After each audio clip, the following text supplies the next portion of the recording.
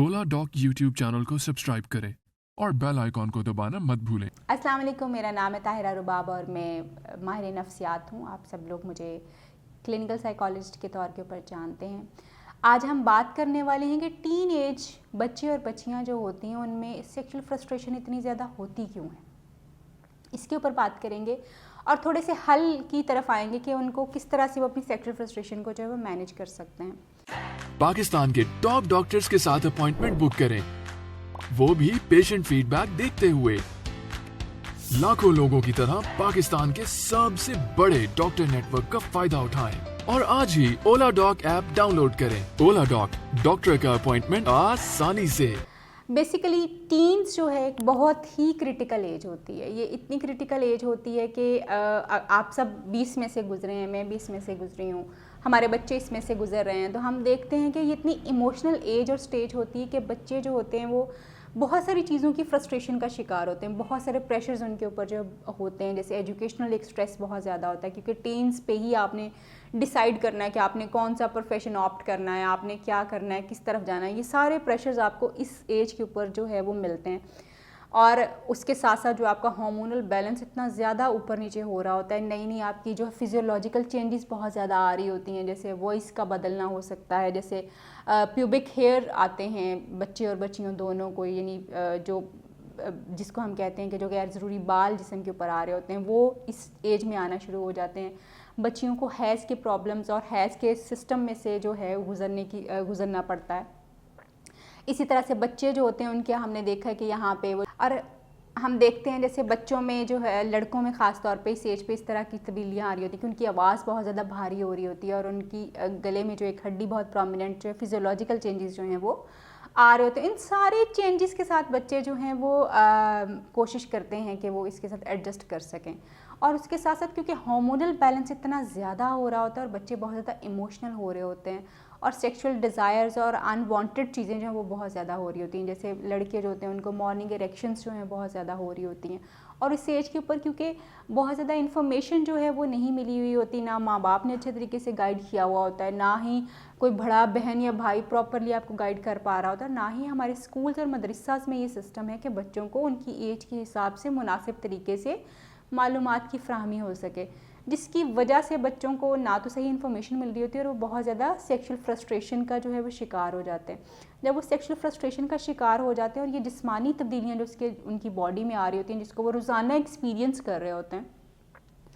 उससे निमटने के लिए, उस कन्फ्यूजन को दूर करने के लिए वो डिफरेंट किस्म की वेबसाइट्स देखते हैं, अपने दोस्तों से, अपने एज फेलोज़ के साथ बातचीत करने की कोशिश करते हैं क्योंकि ऑफ कोर्स वो उन्हीं से बातचीत कर सकते हैं, अपने से बड़ों से बात करते हुए घबरा रहे होते हैं।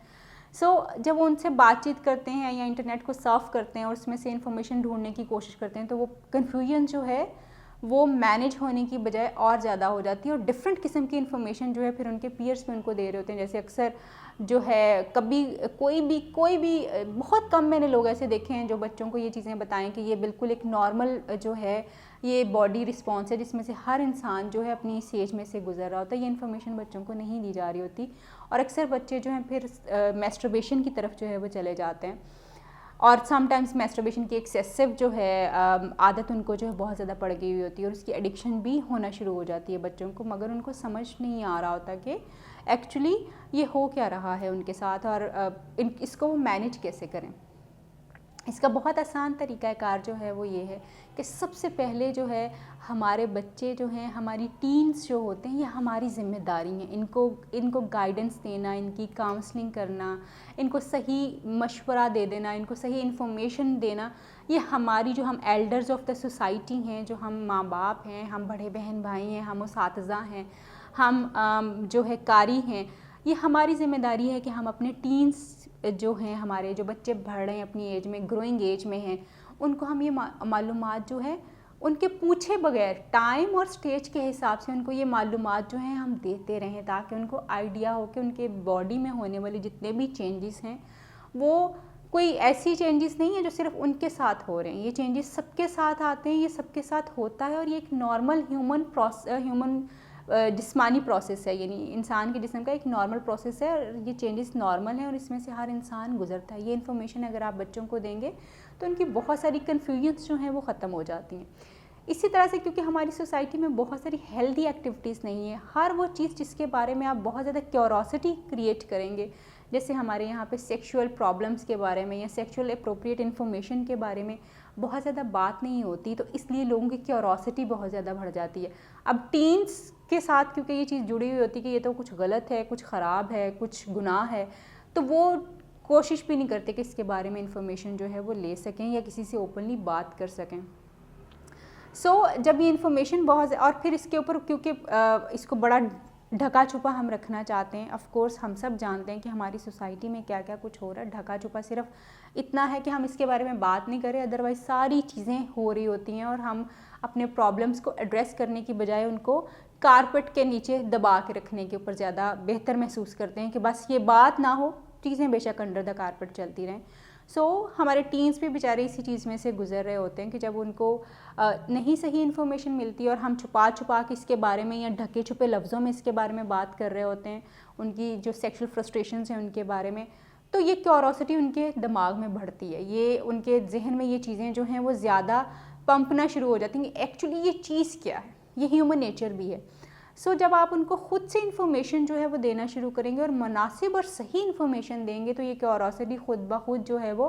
कम होना शुरू हो जाएगी और उतना ज़्यादा सेक्सुअल फ्रस्ट्रेशन के लेवल के ऊपर नहीं जाएगी जितना कि मालूमात के ना होने की सूरत में जो है वो हो सकती है। इसी तरह से अगर आप टीन्स को बहुत सारी फ़िज़िकल एक्टिविटीज़ में,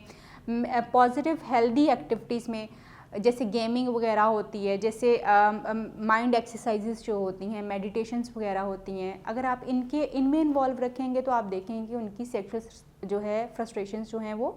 मैनेज रहेंगी। हमारी कौम का एक बहुत बड़ा अलमिया ये है कि हम टैबूज़ के ऊपर बात नहीं करते, यानी सेक्सुअल प्रॉब्लम्स के ऊपर या सेक्सुअल इन्फॉर्मेशन के ऊपर, नॉर्मल चीज़ों के ऊपर हम बात नहीं करते और फिर उसके बारे में सवाल भी करना नहीं चाहते। जब हम बात नहीं करते हैं तो प्रॉब्लम वहीं के वहीं रहते हैं और वो रिज़ॉल्व नहीं हो पाते। तो एक चीज़ जो अभी तक देखी कि जो टाइम हमारे काम का होता है, अक्सर यूथ जो है ख़ास तौर पे जो टाइम काम का होता है उस वक्त सेक्सुअल थॉट्स परेशान कर रहे होते हैं। जब सेक्सुअल थॉट्स का टाइम होता है तब काम के बारे में टेंशन जो है उनको ज़्यादा हो रही होती है। अगर हम अपनी टीम को बहुत अच्छे तरीके से ट्रेन कर दें तो बहुत बेहतर तौर पे इस चीज़ को मैनेज कर सकते हैं और अपनी सेक्सुअल फ्रस्ट्रेशन को एक पॉजिटिव अंदाज में बेहतर तरीके से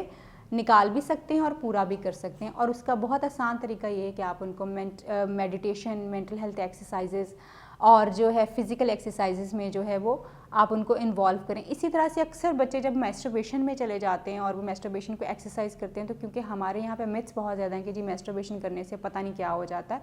एक्सेसिव मैस्टरबेशन ऑफ कोर्स अगर एडिक्शन की हद तक गई हुई हो तो फिर ज़रूरी इसकी वजह से यकीनी तौर पे नुकसानात जो हैं वो होना शुरू होते हैं। बहुत ज़्यादा ज़रूरी जो है वो ये है कि आप अपने टीन्स की ज़िम्मेदारी को उठाइए और उनको सही मालूमात जो है उसकी फ़राहमी कीजिए। ये माँ बाप की, बड़े बहन भाइयों की, उस्ताज़ा की और कारी हज़रात की ज़िम्मेदारी है कि वो बच्चों को सही तरीके से गाइड कर सकें ताकि उनकी सेक्सुअल फ्रस्ट्रेशंस जो हैं वो उनकी बेहतर फिज़िकल हेल्दी एक्टिविटीज़ में कन्वर्ट होके वो एक बेहतर तौर पे अपनी चीज़ों से एक तो कोप अप कर सकें और बेहतर शहरी भी जो है बन सकें। उम्मीद करती हूँ ये वीडियो आपको हेल्प कर पाएगी। आपसे फिर मुलाकात होगी किसी नए टॉपिक के साथ, किसी नई वीडियो में। अल्लाह हाफ़िज़।